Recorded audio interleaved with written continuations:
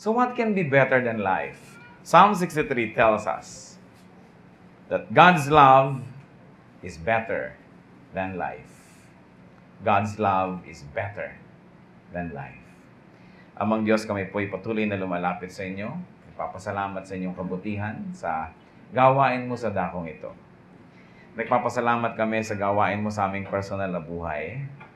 Nagpapasalamat po kami, Panginoon, sa ginagawa niyo sa amin bilang isang kapatiran. Napakabuti niyo sa amin.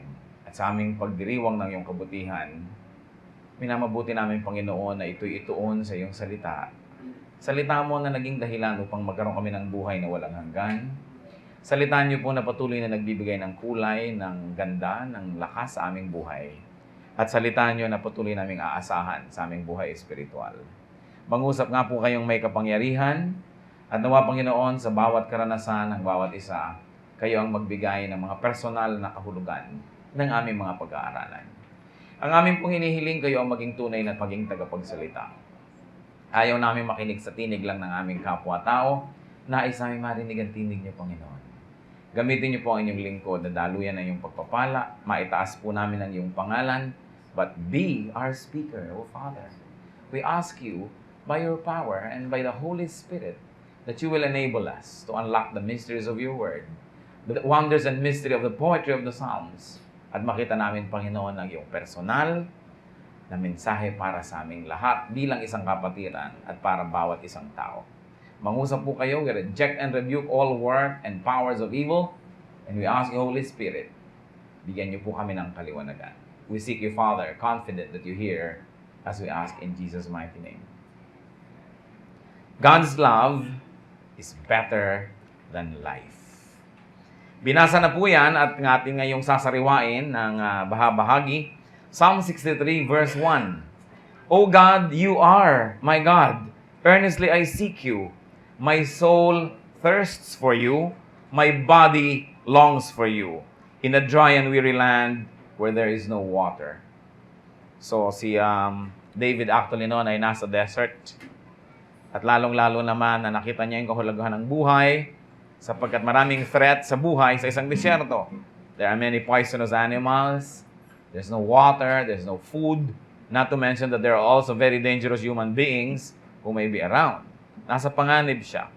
Sumalit siya nanalangin sa Diyos at ipinakita niya ang Diyos, God as object of love. God as object of an interest, which is a very loving interest. Kadalasan po, ang ano bang object natin when we think of God, God becomes an object of requests, hingian, hilingan, an object of supply, bigyan nyo kami nito, bigyan nyo kami noon, object ng protection, na i-protect nyo kami, laging giver ang Diyos. But David teaches us another way to look at God and to treat Him as an object of love. Napaka-romantic, kung tutuusin. So God as object of love was identified. Sabi niya, you, not other gods, not people, not things, not ideas, you are my God. Walang iba. Kayo ang aking mahal, I earnestly seek you. So God as object of love is also sought. Una, in-identify, kinilala na ito ang aking iniibig, itong umiibig sa akin, ito yung object ko. In-identify. Walang iba. Tapos, laging hinahanap. Sabi niya, I earnestly seek you. Pero tayo, kumakanta ng mga hinahanap, hanap kita. Di ba? Lalo kung Pasko, hindi naman Diyos yung hinahanap. Tao. Laging hinahanap kita. Nasaan ka ba? Nag-travel ako. I traveled the world. At naghahanap ng pag-ibig ng kapwa-tao lamang. Bagamat hindi naman masama, lalo't yung pag-ibig na yun ay hindi bawal. Pero kung tayo marunong ding lang maghanap ng iibigin at ng mag-iibig sa atin, ang Panginoon dapat ang number one. Si David meron nga yung very awkward record na napakaraming inibig at napakaraming umibig. Kay kaibigan, kay mga babae, kay kung sino-sino, naging object siya ng love. Pero hindi siya nabulag ni minsan nun.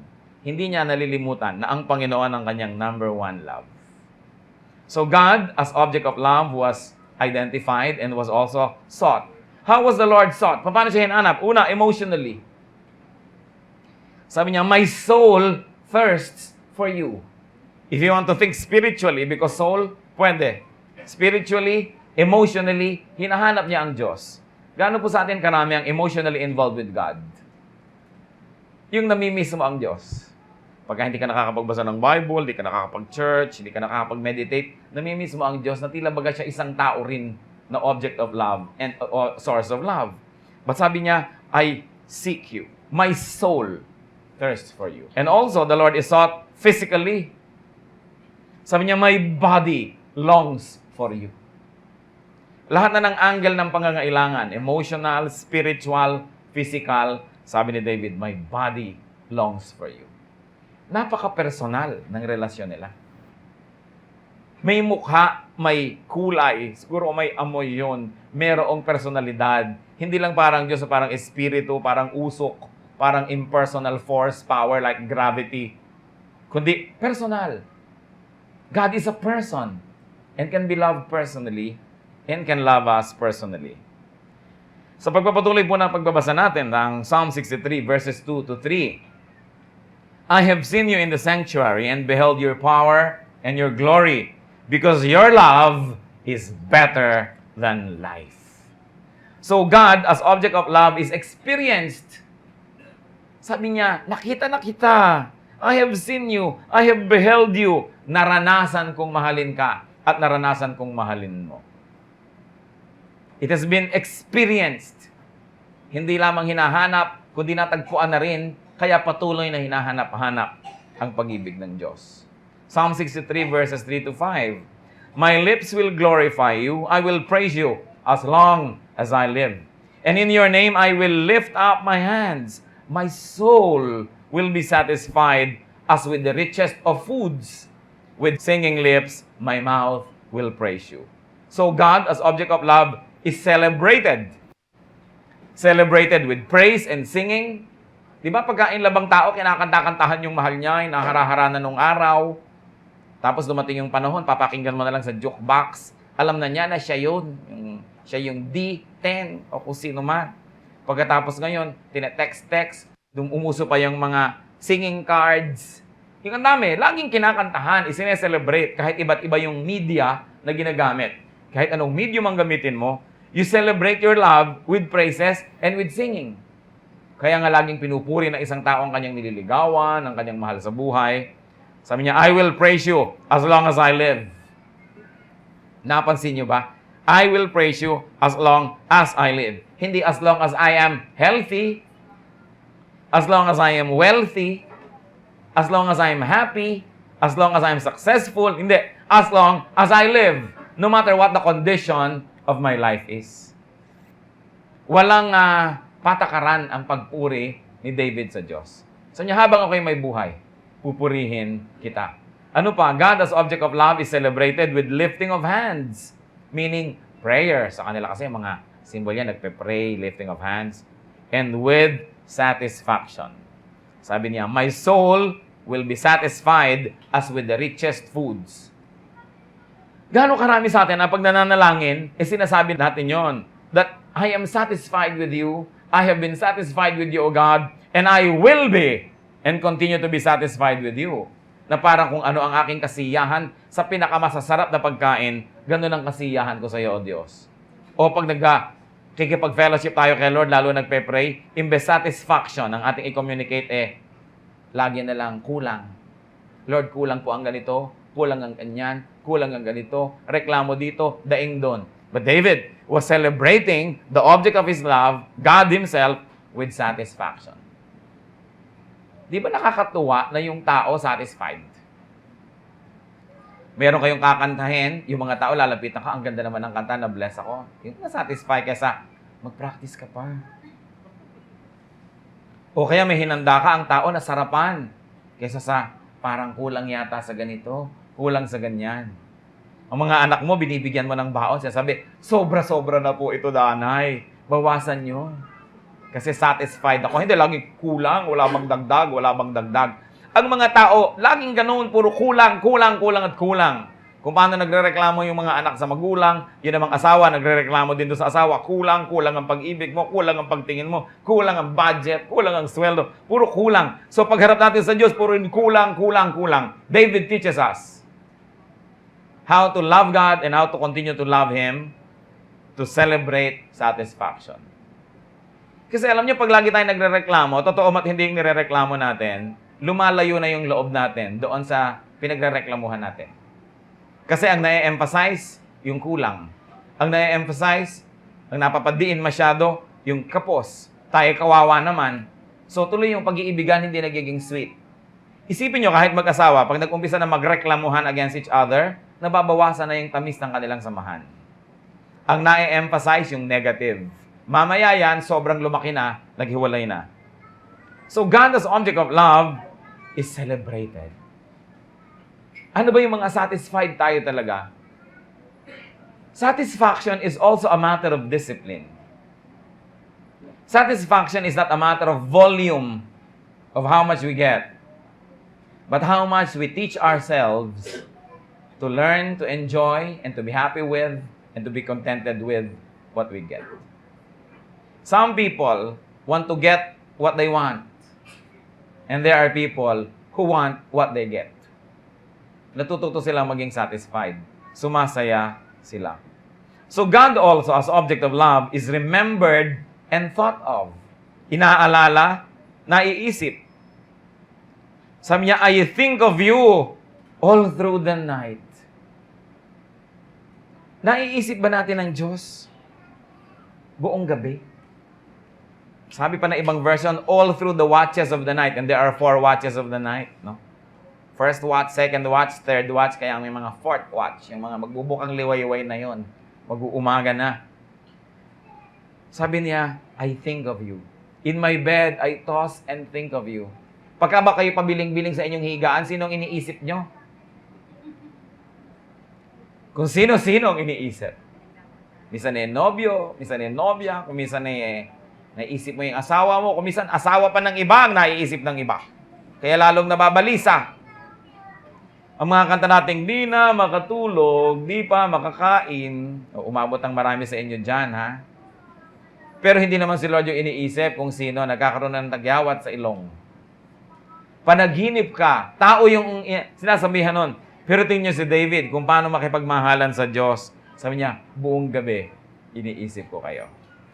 At naniniwala ako na hindi lang niya ito bola. Totoo, iniisip niya ang Diyos. I think of you all through the night.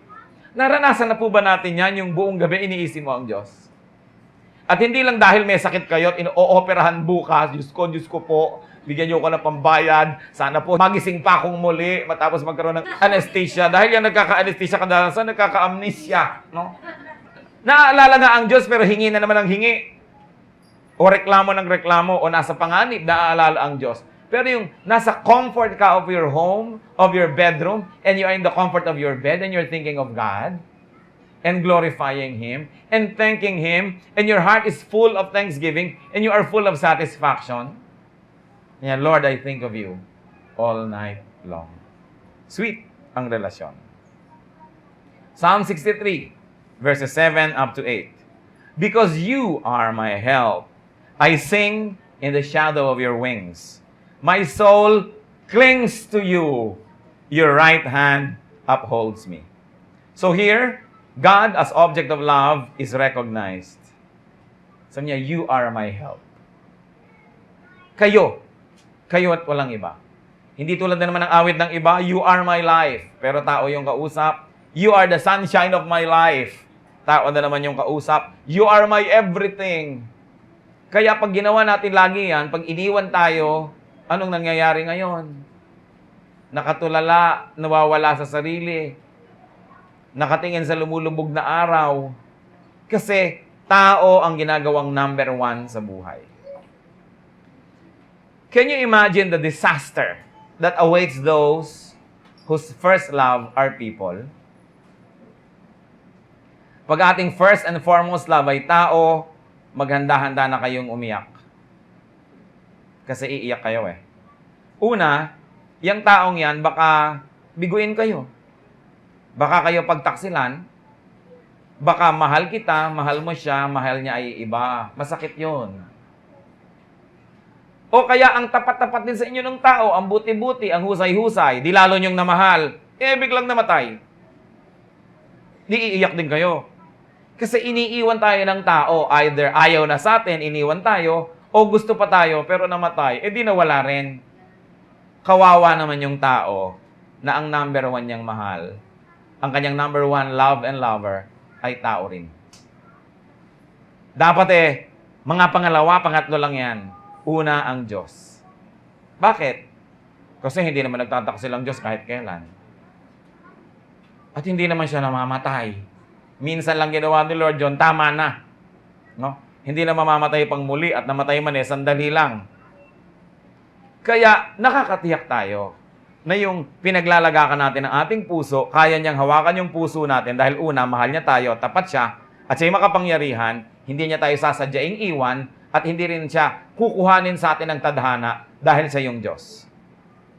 Yung tao na Diyos ang kanyang number one na mahal, at pinapayagan niya ang Diyos na mahalin din siya, yan yung tao na nakakaranas ng kapayapaan, yan ang tao na nakakaranas ng kaligayahan, at yan ang tao na hindi na insecure o natatakot sa hinaharap. Dumating man at umalis ang mga tao sa ating buhay, ang mga Antony at Cleopatra, ang mga Romeo at Juliet, ang mga Goryeo at Tekla, di ba?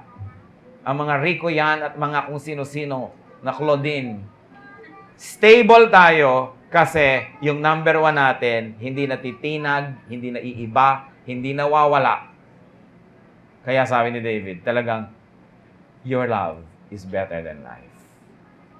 At nararamdaman, nalalaman. So God as object of love is recognized. And then we see here that God as object of love is submitted and clung to. Kinakapitan. Sa Kanya kumakapit. Sabi niya, in the shadow of your wings, I will rejoice. Marahil naiisip ni David kasi siya ay laking bukid. Yung mga inahing manok na lumilimlim sa kanya yung mga sisiw, safe na safe. Talaga namang hahabulin ka ng inahin na to pagka hinabol-habol mo yung kanyang mga kitik. No? Talagang ipagtatanggol niya, binibigyan niya ng warmth and protection. O baka naiisip niya yung winged creature doon sa Holy of Holies. Na sinasabi niya, in the shadow of your wings, I will rejoice. I feel secure. Nasaan ba yung ating security? Pag dumating yung taong ito, secure na secure tayo. Pero pag wala na, insecure na tayo. Yan ang mahirap kung sa tao umaasa. Pero sabi niya, in the shadow of your wings, I will rejoice. That I will not only enjoy protection, but I will also submit. Yung ba namang napapailalim ka sa baguwi, sa pakpak ng iba, submission yon. Sabi, I submit. And because I submit to you, I enjoy your protection and your love. Sabi niya, my soul clings to you, to God. Yung isa na namang tao, with His hands, I will cling to you. Tao na naman yung kakapitan. Mga Pilipino pa naman, ang hilig makinig sa love song. Ang dalas tuloy malungkot. Ang mga Pilipino pa naman, dahil mabubuting loob, kaya dali-daling mahulog ang loob. 3 beses mo lang abutan ng kape, in love na sa'yo. Sa pang-4 na araw at di mo abutan, namimiss ka na, siya na tong mag-aabot sa'yo habang buhay. Bumalik ka lang. Napakadaling ibigay ang puso. Kaya, napakaganda sana yung ating kalooban na ganon, ma-direct, ma-channel sa godliness, na maibigay natin yung ating puso kay Lord, na sa Kanya mahulog ang ating loob, sa Kanya tayo tumanaw ng utang na loob, sa Kanya tayo makipag-ibigan, then we will be the happiest people on earth. Alam nyo kasing umiibig ng lubha sa kapwa-tao, nakakarating yan sa highest point siguro of happiness, human happiness, pero tiyak lulusong din yan sa pinakamalalim na bangin ng lungkot. Because the same person that can make you happy can make you sad. Di ba yung mahal nyo lang naman ang nakakapagpasaya sa inyo, pero yan din ang nakakapagpalungkot sa inyo. Kung yung presence niya nakakapagpasaya, yung absence niya nakakapagpalungkot. Kung yung katapatan niya nakakapagpasaya, ang pagtataksil naman niya ang ipagluluksa nyo talaga. There's a very thin line between love and hatred. That it is so easy to hate the one you used to love. And it is so easy to destroy the thing that you love. There's a movie from France, I think, that has a theme song that keeps saying, a man kills the thing he loves.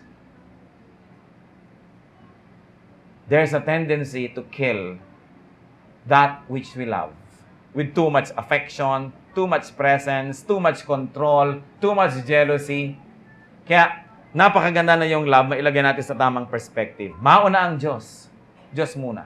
Pag nauuna ang Diyos, ang lahat malalagay sa tamang lugar. Pero oras na una yung tao, pati yung pakikipag-ibigan natin sa Diyos, nasa sacrifice. Gano'ng karami na ang young people na wala sa church kasi umibig. Napakarami mga tao, napakainit ng pag-ibig sa church and church work. Nung nagka-in-love na wala na, di mo na nakita. Pinalitan na ng tao ang trono ng Diyos. Sa palagay nyo, kaya sasaya tayo ng ganon? I don't think so. May konting saya, pero ginagarantay ako, malaki ang lungkot. May bayad ang lahat. Nothing is for free. Kaya napakasarap si Lord na lover and friend eh. Kasi yung utang natin, siya nagbabayad. Kaya hindi tayo nagbabayad. Eh kung wala siya sa buhay natin, wala siya sa picture, lahat ng utang natin, tayo ang magbabayad. Kaya napakasarap na ang Panginoon number 1 sa ating buhay. My soul clings to you. Sabi. What are the fruits of having God as object of love or as a lover? Psalm 63, verses 9 up to 10. They who seek my life will be destroyed. They will go down to the depths of the earth. They will be given over to the sword and become food for jackals.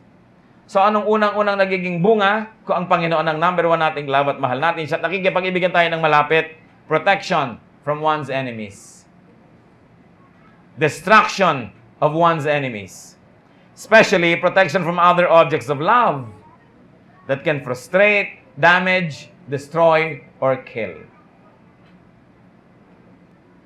Ang mga young people naman, pag pinagsasabihan mo, akala mo ka kontrabida sa kanilang kaligayahan.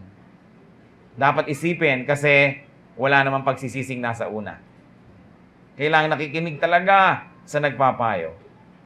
Eh ano naman ang kinalaman nun? Kasi kadalasan, ang number 1 na kalaban ng ating kaligayahan, hindi ibang tao, sarili natin. Tayong humuhukay ng ating paglilibingan. Kaya ang sabi, those that seek my life will be destroyed. And siguro, parenthetically, even I am the one seeking my life, trying to destroy myself because of my foolishness. That will be destroyed too. Pagka inilalapit ko ang aking kalooban sa Panginoon, kasi naiko-correct ako eh. Alam niyo yung lumalapit sa Panginoon, hindi lang naman yung Panginoon as God yung nilalapitan natin. Nalalapit din tayo sa kanyang mga spokespersons. Nalalapit tayo sa mga tagapayo, sa mga umaawit, nananalangin, nagsisermon, nagtuturo, na-expose tayo sa maraming bagay that can equip us to make good judgment.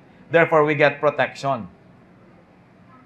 At sabi dito, God destroys my enemies. Why? Kasi malapit ako sa Kanya. What happens? Church, are you listening? What happens if God destroys your enemy, pero nakayakap ka sa enemy mo? Oh, damay ka.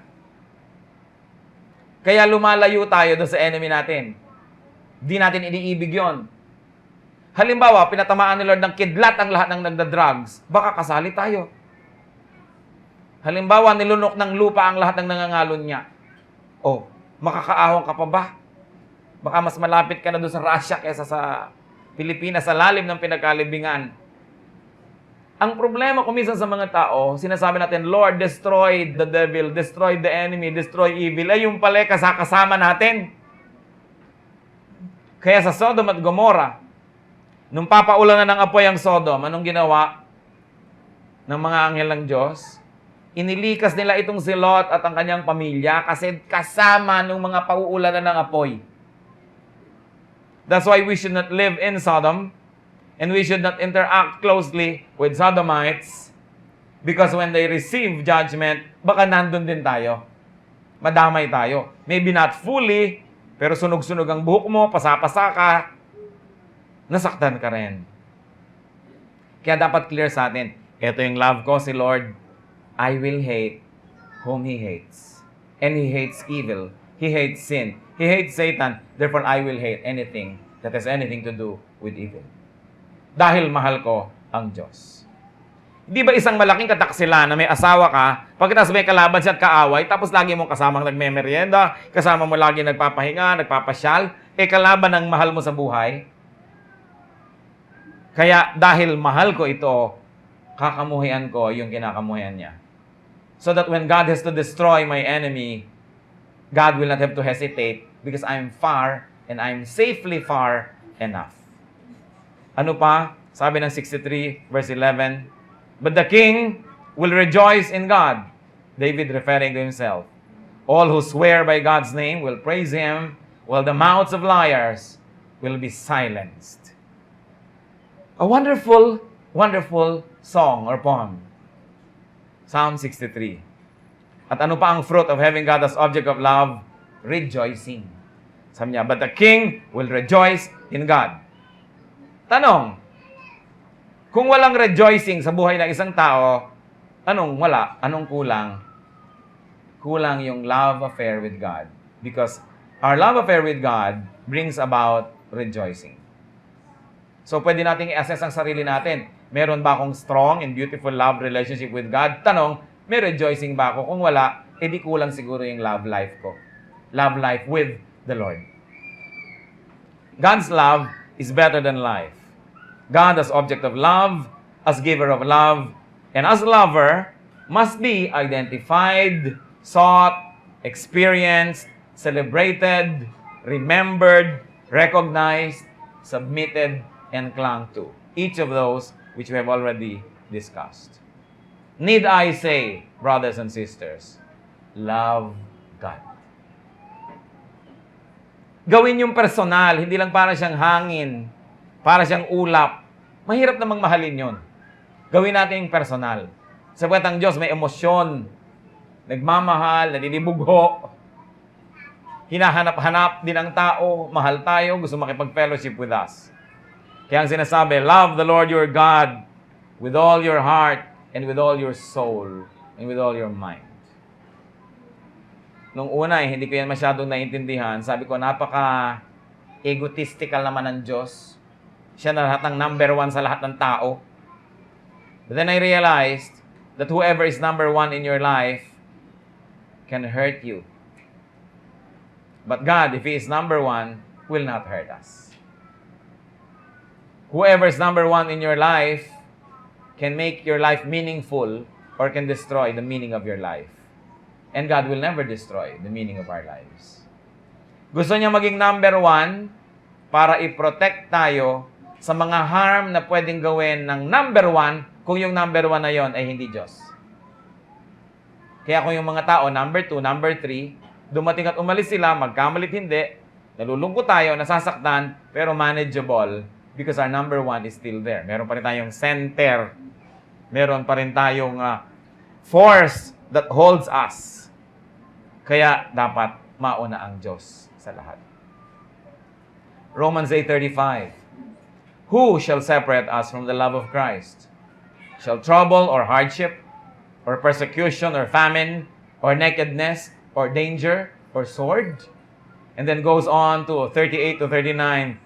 For I am convinced that neither death nor life, neither angels nor demons, neither the present nor the future, nor any powers, neither height nor depth, nor anything else in all creation will be able to separate us from the love of God that is in Christ Jesus our Lord.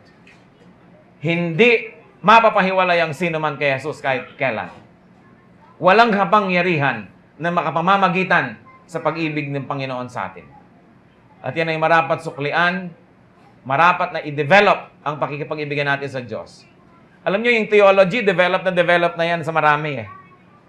Yung memory verse, develop sa ilan sa atin.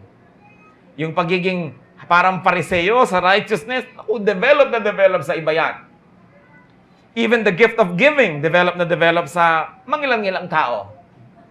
Yung gift of charity, yan, highly developed even in some congregations. But there's one thing that really need to be focused on for development, and that is falling in love with God. So ang ating challenge, brothers and sisters, fall in love with Jesus. And keep falling in love with Him over and over and over again. Ang pag-ibig ay hindi automatic na nangyayari, na nauulit. Ang pag-ibig ay manual. Tinasadya, tinatrabaho. Kahit sa mag-asawa, hindi ko mo tumatagal ang pagsasama, lalong nagmamahalan, marami naghihiwalay. Ibig sabihin, love is not on automatic. It must be renewed day by day, moment by moment, second by second. There must be a conscious effort to love. And there must be a conscious effort to allow others to love us. At dapat gawin natin yun sa Panginoon. Makipag-ibigan. God as person. God as person. That's important. Napakahalaga when we celebrate anniversaries of churches, anniversaries kung kailan tayo na-save, kung kailan tayo na-born again, ang tinitingnan natin, hindi lang yung maraming taon, ilang taon na ba, nagbibilang tayo ng mga taon, hindi yon. Gaano kalalim na ba ang pakikipag-ibigan natin sa Panginoon? Lumalim na ba ng lumalim o bumabaw pa? Yung iba, sa halip na lalong sumidhi ang pag-ibig sa Diyos, nanlamig pa. Nawala pa. Hindi na nga umasenso, umatras pa. Nakakalungkot. Nakakalungkot. Let's bow before the Lord and think about these things. Because God's love is better than life, how else can our love life with God be improved? I will challenge each one of you to be silent. Manahimik tayo sa presensya ng Diyos. At makipagniig tayo sa Espiritu. Magpasuri tayo sa Kanya kung tayo ba'y nakikipag-ibigan sa Diyos o naglilingkod lamang ng wala namang love o naglilingkod dahil merong pag-ibig.